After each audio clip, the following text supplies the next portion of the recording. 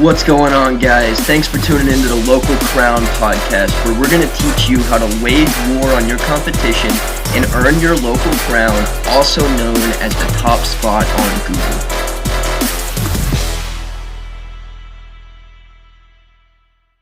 Today I'm coming at you with my man Hani, and I'm really excited about this one because if you've been in the community, if you've followed me for a while, then you've heard of Repurpose.io, and this is the man for Repurpose. So tell us a little bit more about what you do, who you are, and why you do what you do for the people who don't know you, man. Well, thanks for having me on. My name is Hani Moura, and yeah, I love creating automation software. And that's what we do at Repurpose. We help, entrepreneurs, content creators get their content out to multiple platforms without spending a lot of time. And that's the key. You focus on creation. Our software focuses on distribution. And we've been doing this across all our software. We're doing it for 7 or 8 years, building different automation tools for content creators, for entrepreneurs, anything to do with podcasting, anything to do with live streaming video. We built tools around that to help get your message out there. And really, that's what it's all about. It's automating the posting of your message or content to multiple platforms for you without having a big team. Beautiful, man. Time is definitely the most valuable the most valuable thing that you can give anybody back as an entrepreneur and a business owner. So how did you end up in software development? Like, where were you before you got into this world? Yeah, I've always been a software guy, and I went to school for computer engineering way back. And, but more important, I've always loved video.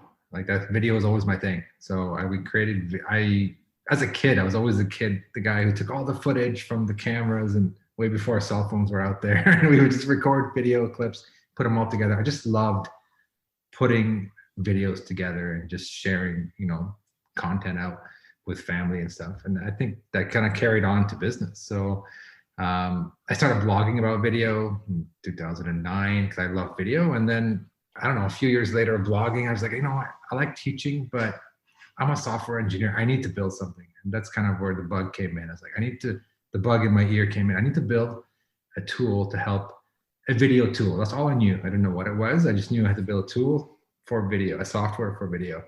And then that's when I created, with the help of a contractor, I designed this tool that will take your YouTube videos and put them on your blog.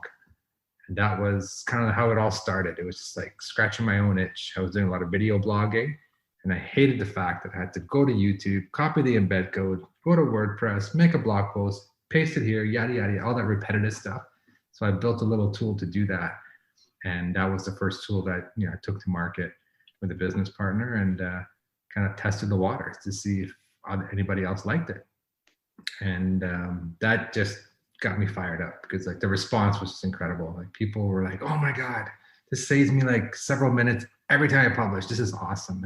I hate this." People had the same problem as me, which is pretty interesting to hear.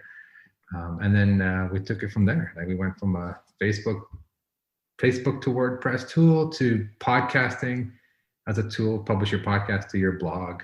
Then we did Facebook Live to your blog. And then after 3-4 years of being in the WordPress space, people said, "Hey, you're the automation guy. I want to go more. I want you to take me from, Facebook Live to YouTube, or take my podcast, put it on YouTube, put it on Twitter." And that's how it all started, right? That's how Repurpose started. The other products were almost like the stepping stone to lead us to where Repurpose is today. That's awesome, man. So obviously we both know why it's so important and all the benefits of it, but what is really the reasoning behind wanting to create one piece of content and have it go everywhere else? Yeah, creating content is the hardest part. It's the most important part. Like, your content, your message is the most important. It helps you connect with your audience. It helps your audience learn, especially with video, get to see who you are, see your hand movements like I'm doing now for those watching the video. So the content's important, but creating good content is hard. It takes time, it takes energy. So instead of creating content daily, you are taking a piece of content, an interview you've done like we're doing now, or even a solo piece of content that you create, and you're chopping it up into different pieces and putting it on different platforms, with the whole goal being you want to be able to publish content to every platform. I say every, but I mean the major ones, you know, Facebook, LinkedIn, Twitter, daily. And the key is daily. If not daily, at least every second day. You want to be consistent, you want to be frequent.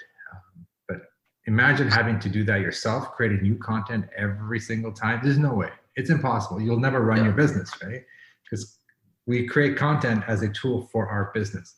It's not our business, it's a tool for our business. So the whole idea of repurposing is doing the heavy lifting of the one piece of content you created, chop it up and put it out everywhere in almost like a drip format. You're scheduling it out so that you have content every day of the week on every platform. So every day of the week and every platform. Awesome, man. So do you have a specific strategy for coming up with those, like, I guess, bigger pieces of content that you would then repurpose into the smaller pieces? Yeah, I mean, to me, you want to go, people call them long form content or like pillar content. It doesn't matter what you want to call it. I mean, interviews to me are the easiest way to do it. So having an interview with someone in your field, or even clients of yours, if you're in a coaching business, or someone in your field that can offer value, sit down for 20 minutes and have a chat. I mean, you can go longer, of course, but let's say do a 20-minute interview, half an hour interview. Just that one interview can get you 28 or 30, probably 30 pieces of content, because you can chop it up into 1 or 2 minute clips that you can share on Instagram and Instagram TV, Twitter, LinkedIn. So you can do so much with that one main interview, which you cut up into different clips. And that's one of our features of our software, is to help you do that in an easy and automated way. Awesome, man. So what do you do to kind of get the confidence to create that much video, since that's what your main focus? Yeah, I mean, it's, to be honest, if you want to mix it up, that works too. Like I personally, like, you know, I do a lot of interviews, but also I do some solo content as well. So to be honest, I know it's hard to get up and do solo content. That's why I find interviews easier, more natural, especially if you're a little bit uncomfortable on camera. It's more natural to do an interview because you feel like you're talking to someone else as opposed to talking to yourself. And the other tip I want to give people is, in the beginning, especially if you're just starting to do this, don't get discouraged when, let's say, you know, you post a video and you get 1 or 2 views on it, or you go live and nobody watches live. It's okay. And that's okay. That's normal. First of all, it's normal. Second of all, that's okay. The more you do it, the more you're almost training the algorithms like Facebook to kind of recognize that, hey, this guy's putting out, or this girl's putting out content regularly. But then 2, the life of the content doesn't end after your Facebook Live is over, or when you publish it to YouTube. It's not over there. That's just the beginning. Because that same content, you know, it's going to go on to Twitter, it's going to go on to Instagram, all these other platforms. And the other thing to keep in mind is, don't spend so much time on one piece of content, because it's not like this content, like people are going to watch it over and over, and the same person's going to watch it over and analyze every word you said. Don't worry about perfection. Focus more about good quality content, and more importantly, getting it out. Don't hit record and let it sit on your hard drive. Like I know I've done in the past, where I'm like, oh, it's not good enough, I'm going to redo that. Or I take 7 takes with my phone. I'm like, no, the first one wasn't good. No, don't get into that habit, because people want to watch your content, consume your content, and then they're moving on. Like, this world moves so quickly. Social media, like, you know how it is. People know how it is. Their attention spans are so short. So focus on putting good content out. Even if it's not perfect, just get it out. And then tomorrow, next day, next week, do a better job, and do a better job. And don't let it sit on your computer. That's the worst thing you can do.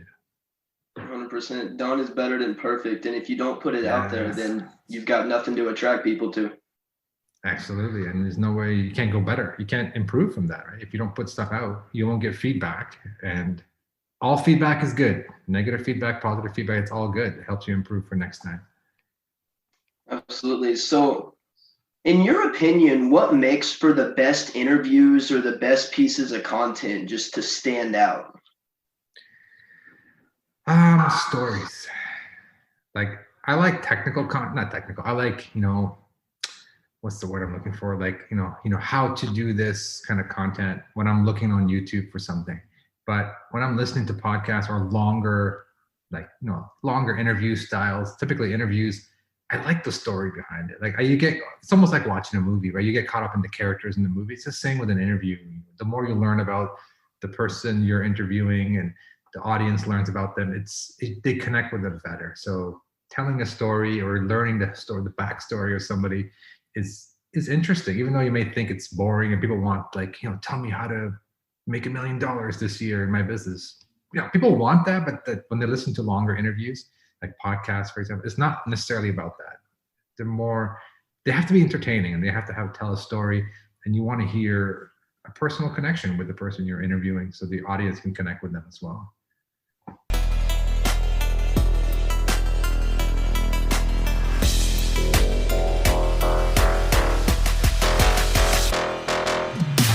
Thanks so much for tuning in. I hope you learned something. If you have questions, email us at info@thelocalcrown.com. And if you want to get featured in our publication Inside the Empire, alongside John Lee Dumas, the entrepreneur on fire, Jayson Waller, the CEO of Power Home Solar, Sharon Lechter, Dan Caldwell, the man that started Tap Out, and the limitless man himself, Jim Kwik, for free, then head over to thelocalcrown.com/become a contributor.